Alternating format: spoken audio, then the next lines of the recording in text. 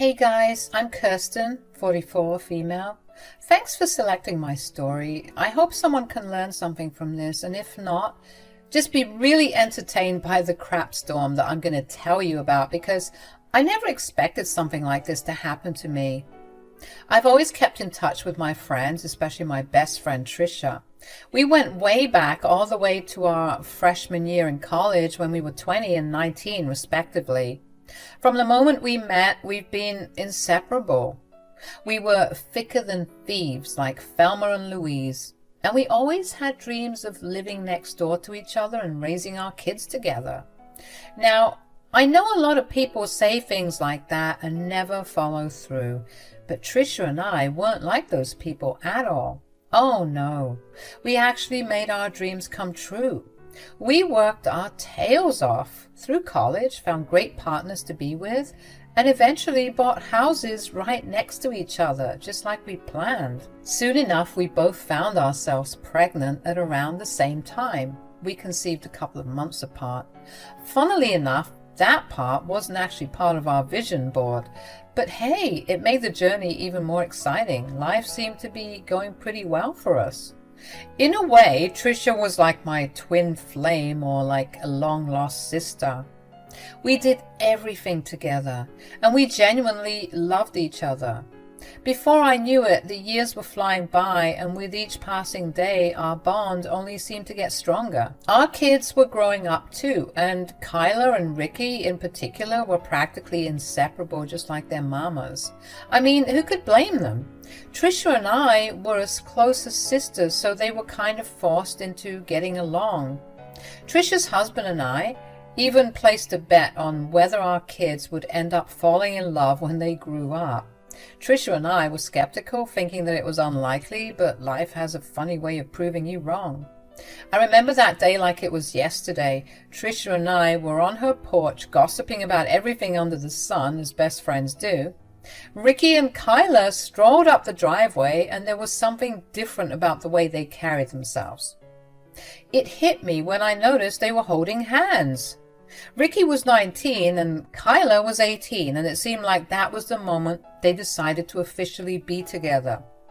Trisha and I were caught off guard, but apparently all their friends and even their cousins had seen it coming for a long time. "Hey, you two, how was your day? Wait a minute, what's going on here?" Kyla and Ricky both took a deep breath, and then they spilled the beans. "Mom, Aunt Trisha, Ricky and I are officially a couple."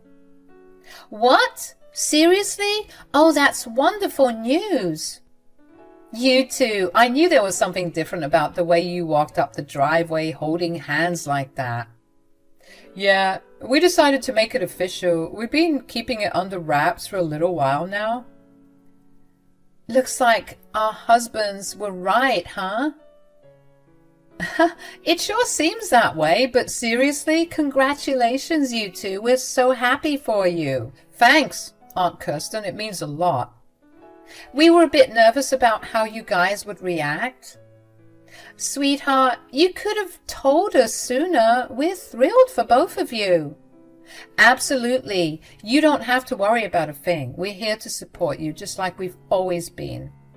"We appreciate that, Aunt Kirsten. We're really glad you guys are okay with it." "And who knows, maybe our kids will grow up together just like we did." "We'll have to start placing bets on when they'll become a couple." "Let's not rush things right now. Let's just celebrate this beautiful moment." "Sounds good to me." "Thanks, Mom, Aunt Trisha, for being so awesome about it." "Always, sweetheart. Love knows no schedule. We're just happy you found each other." It was like the stars had aligned, and these two were meant to be together. Trisha and I were, of course, stoked for our babies. That was until a couple of weeks went by and the kids were on a school trip, and Trisha and I were hanging out in my home as we normally did on the weekends. Everything was going well until she said, "Hey, Chris." "What's up?" "Do you ever think about our kids and whether they should actually be together?" "What do you mean?" "Oh, never mind. I didn't mean anything by it." Of course, I wasn't buying her BS, so I kept pressing. But she kept on dodging my questions, acting like everything was okay and that she didn't have any concerns. But I knew my best friend, and I knew she was hiding something. She even made up some lame excuse to go back home, cutting our tea sesh in half. I didn't know why she was hiding it, but every time after that, when I asked her about it, she would brush it off and say that there wasn't anything to worry about. So I decided to let it go. As the years passed, Trisha's concerns became more apparent during family gatherings. Her discomfort whenever Kyla and Ricky were being super cute and lovey-dovey raised red flags in my mind, and I couldn't ignore the signs any longer. And it bothered me that she was hiding something.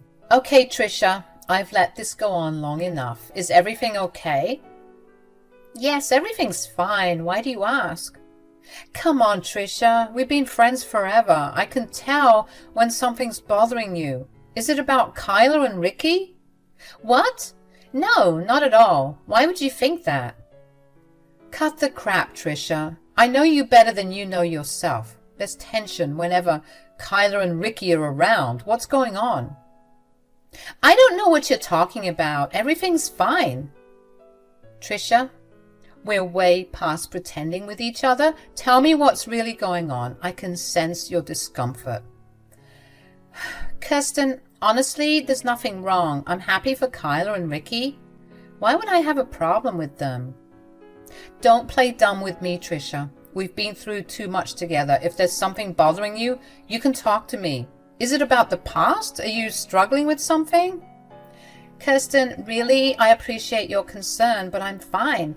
Kyla and Ricky are great together. End of story. Okay, Trisha, if you say so, but just remember, I'm here for you. We've faced challenges together before, and we can do it again. Don't shut me out. I know, Kirsten, I appreciate your support, but seriously, there's nothing to worry about. So I left it at that. I mean, what else could I have done? I was also getting kind of sick of constantly asking. Time passed and Trisha's unhappiness just kept growing. Every family get-together turned into a struggle, with her barely hiding her annoyance whenever Kyla and Ricky showed their affection. It was like she couldn't stand the sight of their happiness. Then Thanksgiving came around, and I could say that was the beginning of the end. During Thanksgiving, with the delicious aroma of turkey filling the air, Ricky and Kyla dropped the big news. Kyla proudly displayed her engagement ring, and the room buzzed with excitement. Everyone, that is, except Trisha. I kept my eyes on her, expecting her to share in the joy, but her face said otherwise. No smile, just a scowl, as if the news were a personal attack. I tried to shake off the awkwardness, focusing on the celebration and appreciating the news.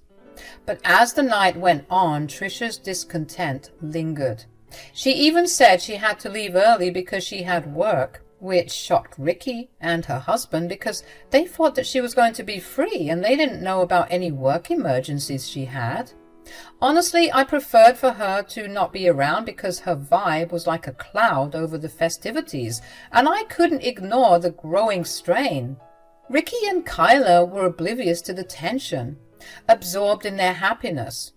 Of course, they quickly recovered when Trisha made things awkward by wanting to randomly leave. But I was feeling super uncomfortable. Why was my best friend acting like this? Once Ricky and Kyla announced their engagement, the wedding planning chaos kicked in. We dove headfirst into organizing the big day. But Trisha's participation was noticeably lacking. She made a bunch of excuses, leaving me to shoulder the majority of the responsibilities. This wasn't entirely unexpected given Trisha's recent behavior, but it did catch Ricky and Kyla off guard. They assumed that as best friends, Trisha and I would be inseparable in the wedding planning process. Instead, it felt like I was juggling the entire affair solo.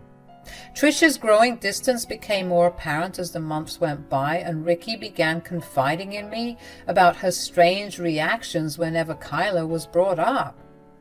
He couldn't shake the feeling that Trisha wasn't thrilled about them getting married. Have you tried talking to her about it?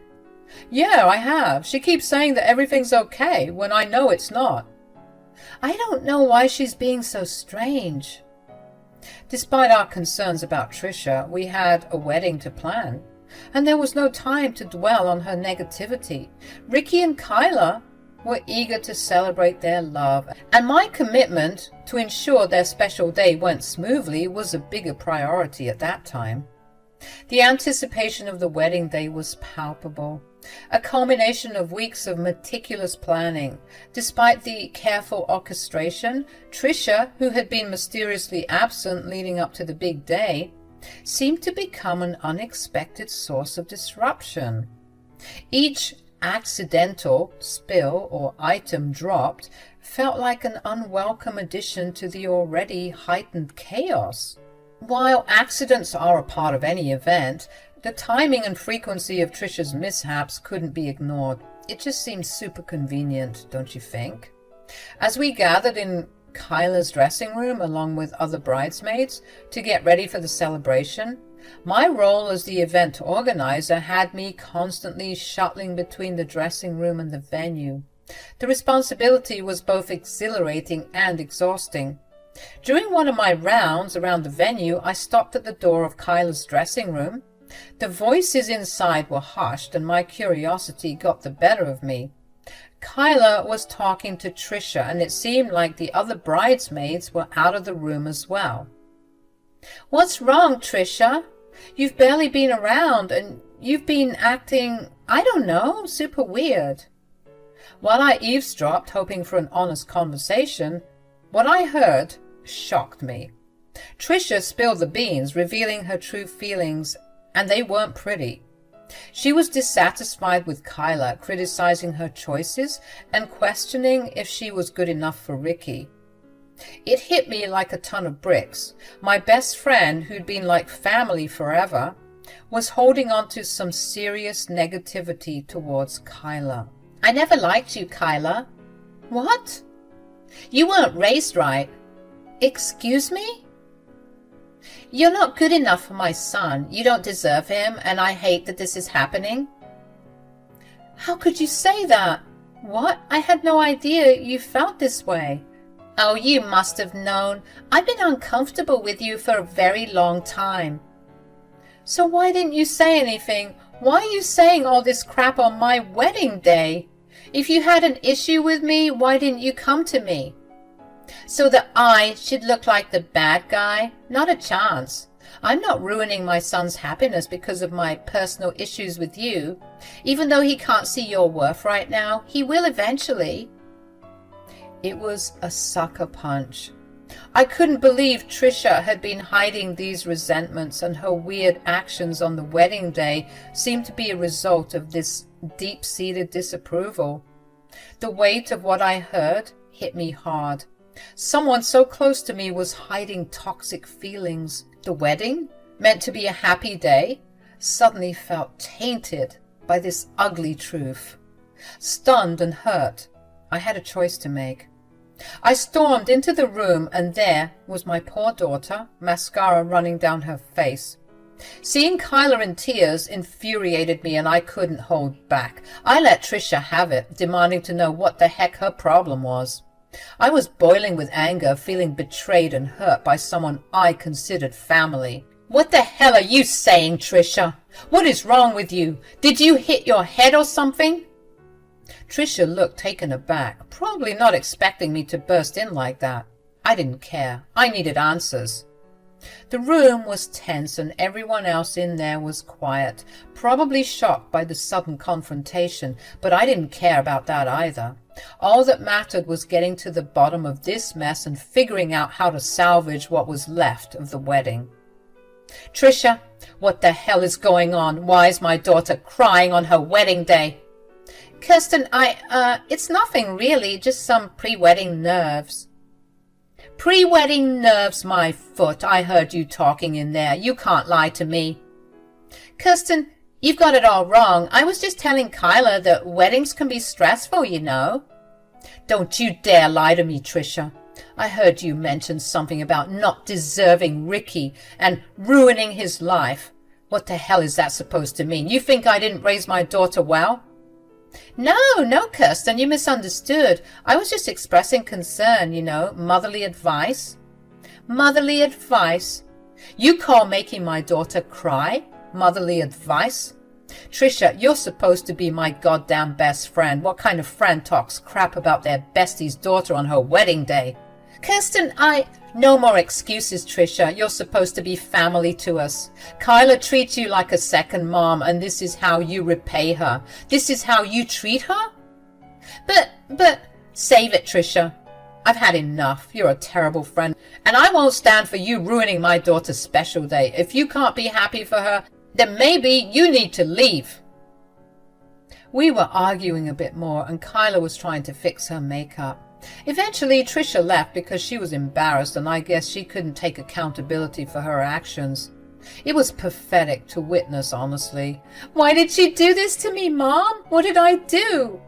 I don't know, baby. But I do know one thing. Nothing was your fault. She's a child, and she's clearly jealous of you. I mean, think about it. Why is she telling you this now? Like you said, if she had a problem with you, she should have approached you. But I think she knows that she has a BS excuse for hating on you, because no sane person would do what she did. Kyla cried a bit more, and I assured her that everything would be okay. Then I had a brilliant idea. I just thought of something. We're going to get back at that hag, only with your permission, of course. I started telling Kyla about my plan to expose Trisha for the witch she was, and this instantly put a smile on Kyla's face. She said that it was perfect, and we had to move ASAP to give that woman a taste of her own medicine. The plan was set in motion. We proceeded with the ceremony and tried our best to act as naturally as possible. During the ceremony, I was scanning the crowd for Trisha's stupid face, and she kept on looking sheepish, like she no longer wanted to be there. Good. I'm glad she was uncomfortable, but it was about to be a lot worse for her.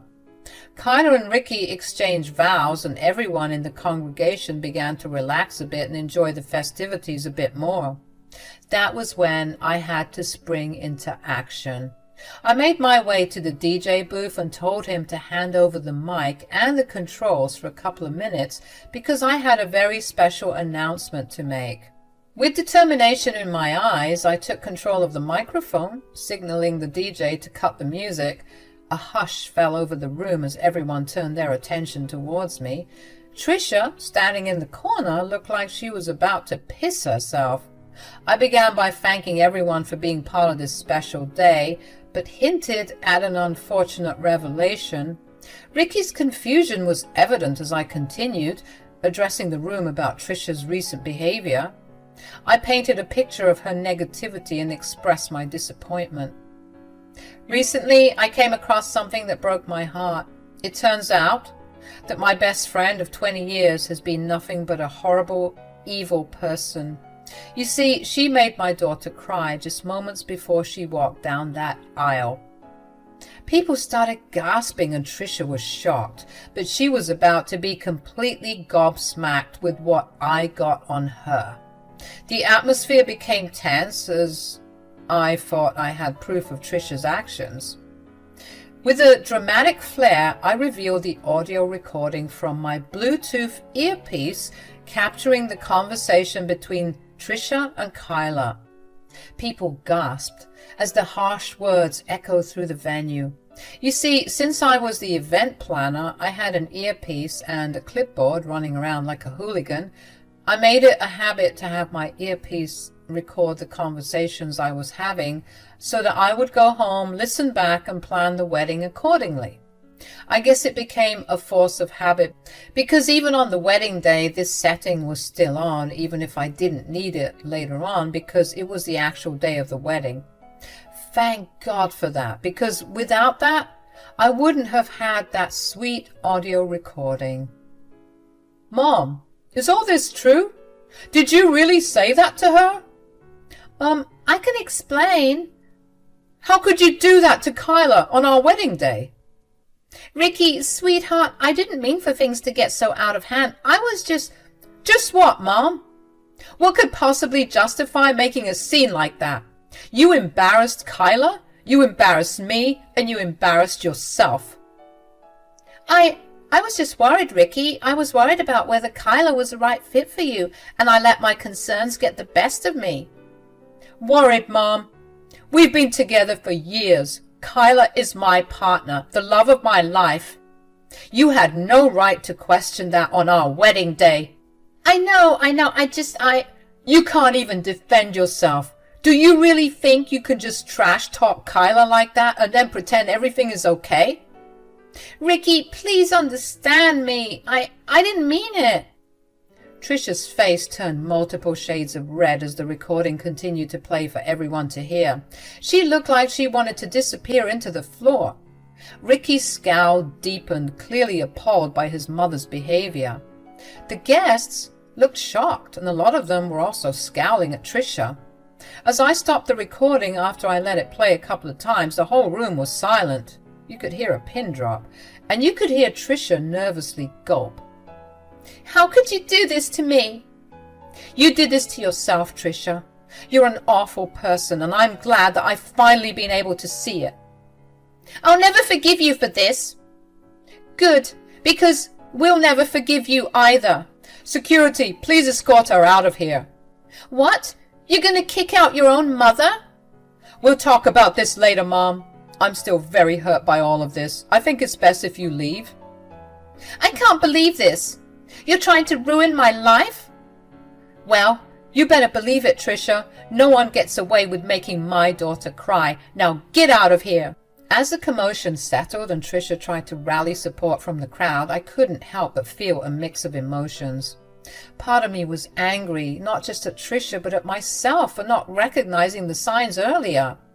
I prided myself on being an attentive and supportive mother, and the fact that I had missed Trisha's true nature for so long made me feel crappy. Trisha attempted to explain herself, but I wasn't having it. Nope. You had so much time to talk to me about it, about everything, about whatever it is you can't seem to stand about my daughter.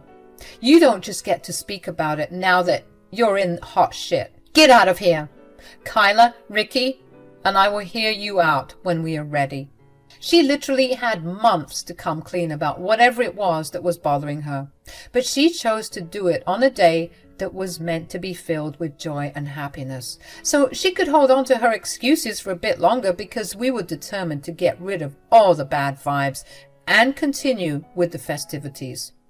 Finally, feeling defeated, that's when Trisha decided to not embarrass herself further and cooperate with the security guards and leave. Despite feeling stupid for not seeing through Trisha's facade earlier, there was a strange sense of relief in finally understanding her true colors. A person who deliberately tries to sabotage a wedding, especially one involving their own family, is someone with a serious lack of decency and empathy. The wedding continued once Trisha had left the party, although there was a bit of awkwardness. The happy and fun energy of Kyla and Ricky helped lift the spirits. The couple was glowing, and their genuine love for each other overshadowed the crap that Trisha had attempted to throw on this special day. Hours had gone by, we were still enjoying ourselves, and Trisha had the audacity to reach out to me through calls, but I declined each one. I sent her a firm text, making it clear that I wasn't ready to talk to her. The audacity to harm my daughter on such a significant day was unforgivable. Even Trisha's husband was visibly upset. He chose to leave the wedding early, presumably to have a serious conversation with his wife. I couldn't predict how things would go, nor did I particularly care. My focus was on supporting Kyla and Ricky, ensuring that their wedding day, despite the hiccup, remained a cherished memory for them. As the night went on, I couldn't shake the anger and disappointment in Trisha's betrayal. I promised to protect my daughter from any future harm, even if it meant cutting ties with someone I had considered a best friend for years. Trisha had chosen her path, and I had chosen mine, one that prioritized the happiness and well-being of my family over toxic relationships.